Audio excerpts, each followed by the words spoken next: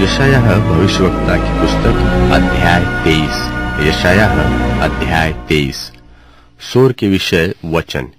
हे Tarshish के जहाजों, हाय हाय करो, क्योंकि वह उजड़ गया। वहां न तो कोई घर और न कोई प्रवेश का स्थान है। यह बात उनको कित्तियों के देश में से प्रकट की गई है। हे समुद्र के तीर के रहने वालों, जिनको समुद्र के पार जाने वाले सिदोनी व्यापारियों ने धन से भर दिया है, चुप रहो। और शिहोर का अन्न और नील नदी के पास की उपज महासागर के मार्ग से उसको मिलती थी, क्योंकि वह और जातियों के लिए व्यापार का स्थान है। हे सिदोन, लज्जित हो, क्योंकि समुद्र ने अर्थात समुद्र के दृढ़ स्थान ने यह कहा है कि मैंने न तो कभी जन्माने की पीड़ा जानी और न बालक को जन्म दिया और न बेटों को पाला और न बेटियों को पोसा है। जब सोर का सुसमाचार मिस्र में पहुंचे, तब वे सुनकर संकट में पड़ेंगे। हे समुद्र के तीर के रहने वालों, हाय हाय करो, पार होकर तर्शीश को जाओ। क्या यह तुम्हारी प्रसन्नता से भरी हुई नगरी है, जो प्राचीन काल से बसी थी?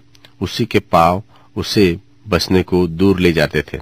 सोर, जो राजाओं को गद्दी पर बैठाती थी, जिसके व्यापारी हकीम हुए थे और जिनके महाजन पृथ्वी पर भारत में प्रतिष्ठित थे, उनके विरुद्ध किसने ऐसी युक्ति की है?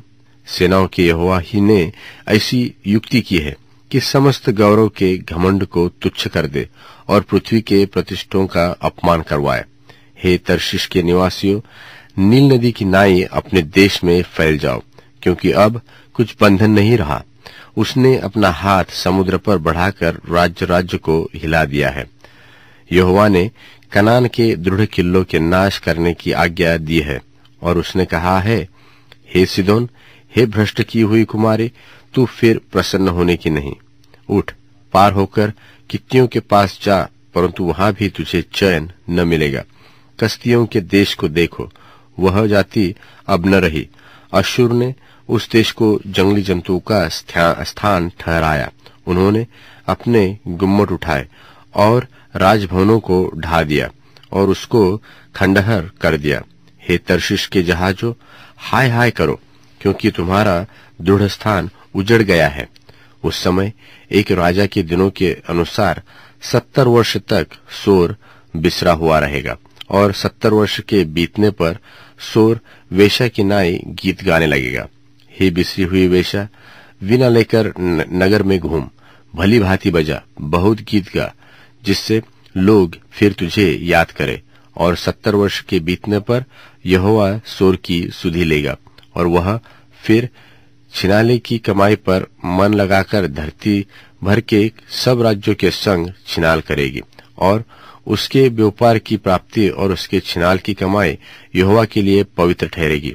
वह न भंडार में रखी जाएगी न संचय की जाएगी, क्योंकि उसके व्यापार की प्राप्ति उन्हीं के काम में आएगी जो यहोवा के सामने रहा करेंगे, कि उनको पूरा भोजन और चमकीला वस्त्र मिले।